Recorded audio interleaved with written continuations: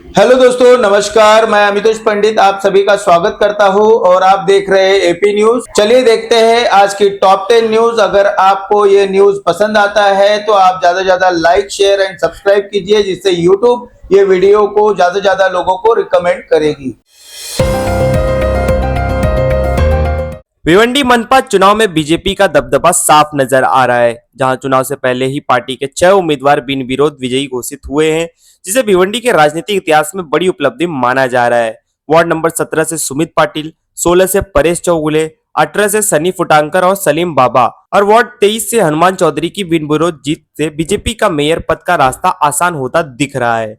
नेताओं ने इस जीत का श्रेय आमदार महेश चौगुले, मुख्यमंत्री देवेंद्र फडणवीस और पार्टी कार्यकर्ताओं को देते हुए कहा कि बीजेपी हर समाज को लेकर साथ चल रही है, जिससे मुस्लिम समाज का भरोसा भी मजबूत हुआ है और आने वाले दिनों में शेष सीटों पर भी महायुति की जीत का दावा किया गया है। भिवंडी मनपा चुनाव में वार्ड नंबर 7 से एक नया सियासी मोड़ सामने आया है, जहां समाजवादी पार्टी से टिकट न मिलने के बाद एक स्थानीय नेता ने निर्दलीय उम्मीदवार के रूप में चुनाव मैदान में उतरने का फैसला किया है। उन्होंने बताया कि लंबे समय से क्षेत्र से जुड़े होने के कारण ईदगाह रोड, आजमी नगर और आसपास के इलाकों में उनकी पकड़ मजबूत है और यह गरीब तबके का इलाका है। उम्मीदवार ने कहा कि 3 तारीख को चुनाव चिन्ह मिलने के बाद वे घर घर जाके जनता के साथ समर्थन मांगेंगे और जीत मिलने पर क्षेत्र की समस्याओं के समाधान के लिए काम करेंगे। भिवंडी के लिए गर्व की खबर सामने आई है, जहां शहर के युवक सिद्धार्थ मिस्त्री ने अग्निवीर परीक्षा पास कर भारतीय सेना में सैनिक के रूप में सेवा शुरू कर दी है। खेलों में सक्रिय रहने वाले सिद्धार्थ को एनसीसी से प्रेरणा मिली और उन्होंने कड़ी मेहनत व कठिन ट्रेनिंग के बावजूद हार नहीं मानी। मेरठ में सख्त प्रशिक्षण के बाद सहारनपुर में हुई सिद्धार्थ की इस उपलब्धि में भिवंडी में सम्मान समारोह आयोजित किया गया है, जहां उनके परिवार और शहरवासियों ने इस पूरे भिवंडी के लिए गौरव का क्षण बताया और अन्य युवाओं को भी देश के सेवा के लिए आगे की प्रेरणा दी। भिवंडी में आचार संहिता उल्लंघन का मामला सामने आया है, जहां ईदगाह रोड इलाके में समाजवादी पार्टी की ओर से बिना अनुमति रैली निकालने जाने की जानकारी मिली।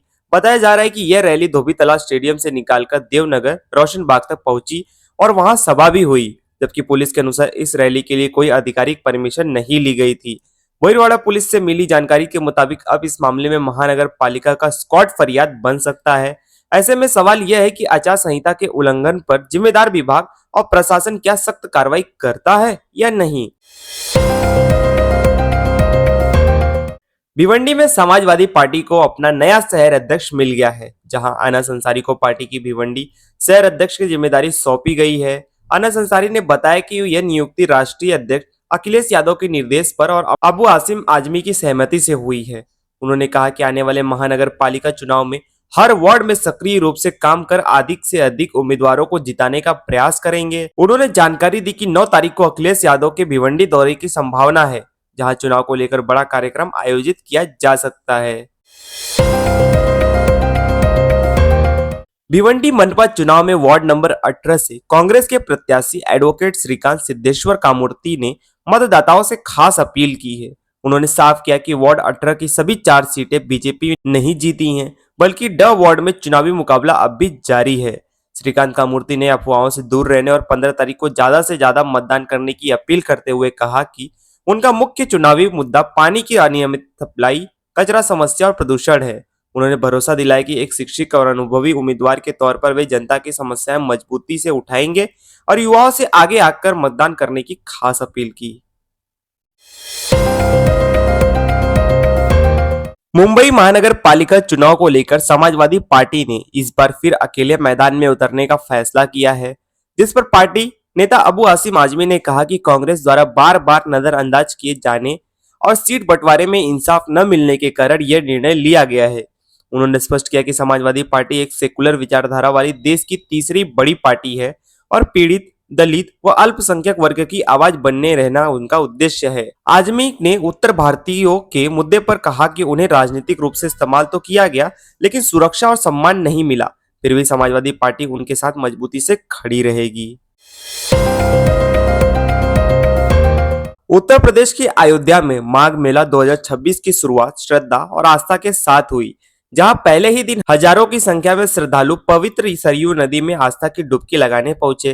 तड़के सुबह से ही घाटों पर भक्तों की भीड़ उमड़ पड़ी और हरि नाम के जय घोष गूंजते रहे। प्रशासन की ओर से सुरक्षा, यातायात और स्थान व्यवस्था के पुख्ता इंतजाम किए गए हैं ताकि श्रद्धालु शांतिपूर्ण और सुरक्षित तरीके से माघ मेले में स्नान व पूजा अर्चना कर सके। दिल्ली में वायु प्रदूषण एक बार फिर चिंता का विषय बन गया है, जहां नेहरू पार्क इलाके समेत राष्ट्रीय राजधानी के कई हिस्से स्मॉग की चादर में लपटे नजर आए। केंद्रीय प्रदूषण नियंत्रण बोर्ड के अनुसार इस क्षेत्र में एयर क्वालिटी इंडेक्स 297 दर्ज किया गया है, जो पुअर श्रेणी में आता है। खराब हवा के चलते लोगों को आंखों में जलन और सांस लेने में दिक्कतों की शिकायत हो रही है। वहीं प्रशासन ने संवेदनशील लोगों को सावधानी बरतने और अनावश्यक रूप से बाहर निकलने से बचने की सलाह दी है। मध्य प्रदेश के जबलपुर में समुदाय विशेष को लेकर विवाद और हिंसा का मामला सामने आया, जहां दुकान के पास खाना खा रहे एक व्यक्ति के कथित तौर पर दुकान मैनेजर ने विवाद और गाली गलौज की, जिसके बाद दो लोग बेसबॉल बैट लेकर पहुंचे और समुदाय विशेष को अपशब्द कहे। एएसपी आयुष गुप्ता के अनुसार पुलिस ने मौके पर पहुंचकर दो आरोपियों को तुरंत गिरफ्तार किया, जबकि तीसरा आरोपी दुकान में छिपा हुआ था, जिसे बाद में काबू किया गया। घटना से नाराज भीड़ को शांत करने के लिए पुलिस को हस्तक्षेप करना पड़ा और स्थिति नियंत्रण की गई। मामले में एफआईआर दर्ज कर आगे की जांच शुरू कर दी गई है।